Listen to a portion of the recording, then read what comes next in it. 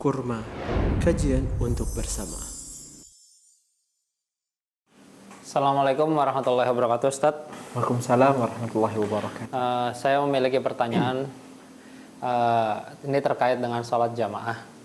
Jadi bagaimana penjelasannya ketika kita sholat jamaah, kita ada di saf terdepan, di tengah perjalanan sholat kita kentut, itu kan kita batal ya terhitungnya, sehingga kita harus mengambil air wudhu kembali.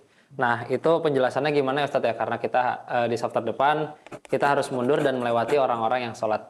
Begitu sih Ustadz, mohon penjelasannya. Terima kasih. Assalamualaikum warahmatullahi wabarakatuh. Waalaikumsalam warahmatullahi wabarakatuh. Baik, bismillah, alhamdulillah. Wassalatu wassalamu ala rasulillah wa ala alihi wa sahbihi ajmain amma ba'd. Teman-teman yang dirahmati oleh Allah Subhanahu wa taala,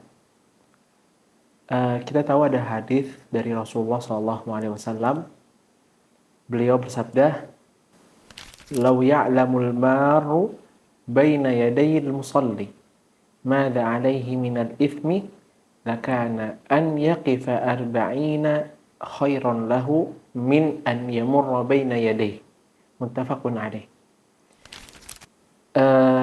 Kata Rasulullah SAW, beliau bersabda, seandainya orang yang melewati orang yang sholat itu mengetahui tentang dosa yang akan dipikulnya, maka kata Rasulullah SAW, lakana an yaqifa arba'ina khairan lahu. Lebih baik dia menunggu selama 40. Ya, itu lebih baik bagi dia daripada harus menanggung dosa tersebut. Min an yamurra baina yadayhi, daripada dia harus melewati shaf orang yang sedang sholat tersebut. Dalam sebuah wajah ya, atau wajah akhar, riwayat lain dari Al-Bazzar melalui jalan yang lain, arba'in di sini apa? Arba'ina kharifan. Lebih baik berdiri selama 40 tahun. Teman-teman yang dirahmati Allah Subhanahu wa taala, kita tahu hadis ini bahwa betapa beratnya dosa ketika kita harus melewati orang yang sholat.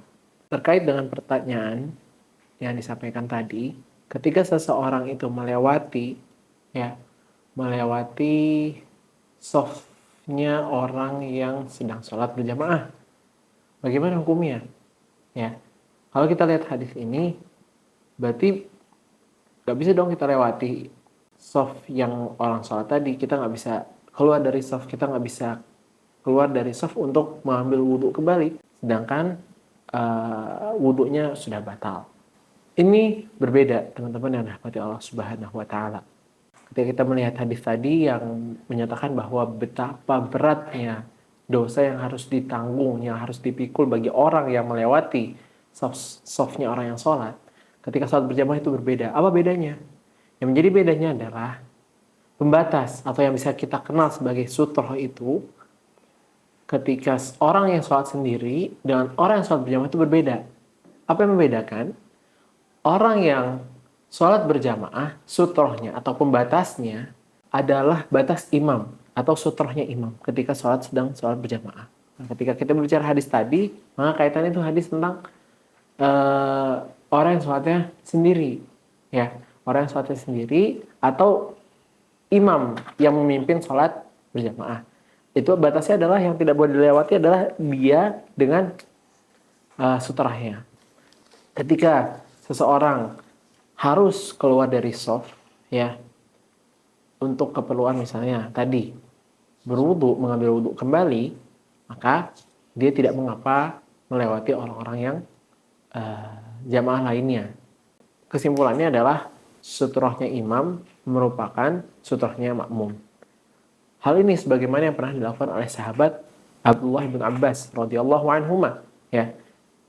Ketika Nabi SAW sedang menjadi imam di Mina dan para sahabat yang lain menjadi makmum.